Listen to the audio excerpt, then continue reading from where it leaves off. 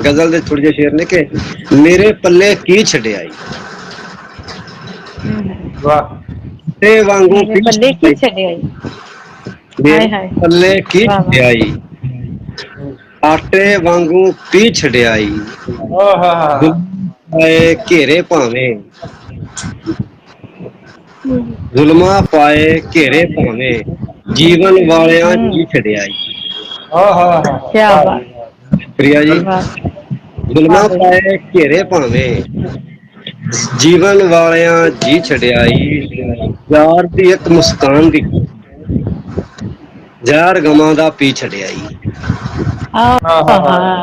ਬਈ ਵਾਹ ਵਾਹ ਜੀ ਵਾਹ। ਬਈ ਵਾਹ। ਯਾਰ ਦੀ ਇੱਕ ਬਹੁਤ ਵਧੀਆ ਮੁਸਕਾਨ ਵੀਰੇ। ਦੀ ਖਾਤਰ ਜੀ ਜ਼ਹਿਰ ਗਮਾਂ ਦਾ ਬਿਸਮਿਲ੍ਲਾ। ਪੀ ਛਡਿਆਈ, ਰੰਗ ਬਿਰੰਗੇ ਟਲਿਆਂ ਦਾ ਤੂੰ, ਹੂੰ। ਉਹ ਰੰਗ ਬਿਰੰਗੇ ਟਲਿਆਂ ਦਾ ਤੂੰ ਫ਼ਕਰ ਦਾ ਚੋਲਾ ਸੀ ਛਡਿਆਈ। ਵਾਹ ਵਾਹ ਜੀ ਵਾਹ ਵਾਹ ਵਾਹ। ਬਹੁਤ ਵਧੀਆ। ਰੰਗ ਬਹੁਤ ਬਿਰੰਗੇ ਵਧੀਆ। ਟਲਿਆਂ ਬਹੁਤ ਵਧੀਆ। ਫ਼ਕਰ ਦਾ ਚੋਲਾ ਸੀ ਛਡਿਆਈ, ਔਰਤ ਅੱਜ ਪਰਾਈ ਹੋ ਕੇ, ਹੂੰ। ਔਰਤ ਅੱਜ ਪਰਾਈ ਹੋ ਕੇ, ਬਾਬਲ ਵੇੜਾ ਧੀ ਛਡਿਆਈ। ਹਾਏ ਹਾਏ। ਵਾਹ ਜੀ ਸ਼ੁਕਰੀਆ। ਹਾਏ ਔਰਤ ਅੱਜ ਪਰਾਈ ਵਾਹ ਹੋ ਵਾਹ। ਕੇ, ਬਾਬਲ ਵੇੜਾ ਧੀ ਛਡਿਆਈ, ਸੱਚ ਬੋਲਣ ਵਾਹ ਤੋਂ ਵਾਹ। ਡਰਦੇ ਕਿਉਂ, ਹੂੰ। ਹੋਠਾਂ ਨੂੰ ਕਿਉਂ ਸੀ ਛਡਿਆਈ, ਵਾਹ ਵਾਹ।